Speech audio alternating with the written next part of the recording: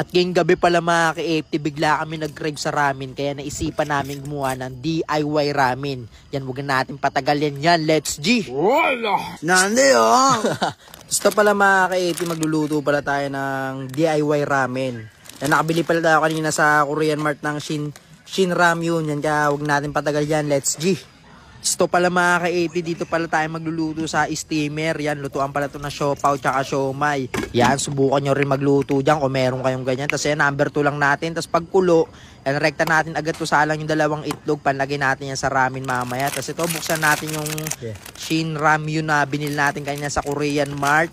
Tapos yan yung seasoning, yan, lalagay lang natin dyan. Tapos lalagay natin ng Kewpie mayo. Yan yung kipay nyo, lagay nyo dyan mga ka-AFT ha. So itlog, lagay lang natin gitna ng itlog. Yan, tapos halu-haluin lang natin hanggang sa maging ganyan. Pag ganyan, edi okay na, ganyan na yung itsura niya. Wala naman na magbabago dyan eh. Tapos ito, buksan pala natin to. Medyo palpak yung pagkakaano natin kasi malamig yung yung itlog natin. Kaya pumutok mga ka-AFT. Pero okay lang yan. Itlog lang naman yan. Huwag kayo ma-pressure sa itlog. Tapos iyan yung may tumubong kulog mga ka-AFT. Tanggalin lang natin to. Yan, food tripin na natin to. Kasi wala din naman eh.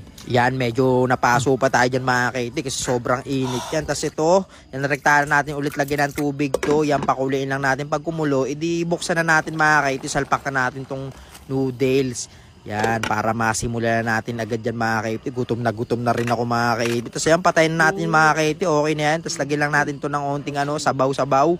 Tapos iyan, lagyan pa natin ulit mga ka-AFT ng isa pa. Tapos rekta halo na yan hanggang sa maging ganyan yung itsura niya. Pag di naging ganyan yung itsura niya, edi mali na agad. De, joke lang, bahala kayo. Tapos iyan, tanggalin natin to mga ka-AFT yung mga noodles na Tapos itapo na natin dyan. Tapos iyon, nasobrahan pa mga ka-AFT yung lagay ng sabaw. Pero okay lang yan.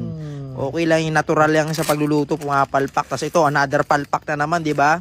Dapat kanina yung pinakuloan natin. Pero okay lang yan.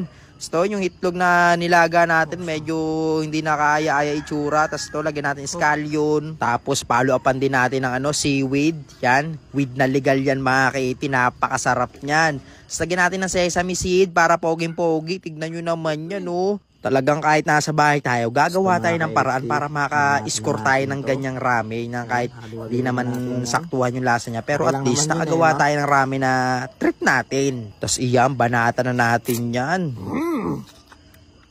Wala! Oh. Okay. Tapos to naman, sa Aaron dyan naman yung papatikimin natin. Yan, medyo may biak pa yung kilong, pero okay lang yan. Mushi, kore kong desu ne. Nande yo?